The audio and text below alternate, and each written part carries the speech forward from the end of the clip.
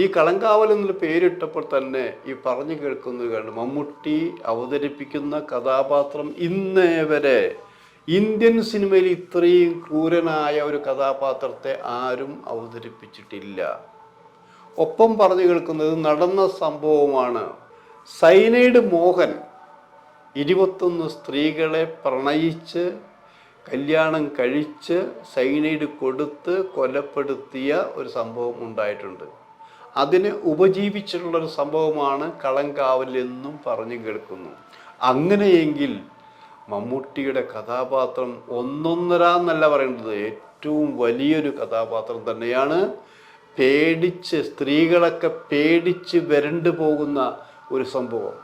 മമ്മൂട്ടിയെ കാണുമ്പോൾ ഓട്ടോഗ്രാഫുമായി വന്ന സ്ത്രീകളടക്കമുള്ള നിരവധി പേരുണ്ട്. അവരൊക്കെ ഈ സിനിമ കണ്ടു കഴിഞ്ഞാൽ മമ്മൂട്ടിയെ വെറുക്കുമെന്നും ഓടിക്കളയുമെന്നും ഒരു പറഞ്ഞു കേൾക്കുന്നു.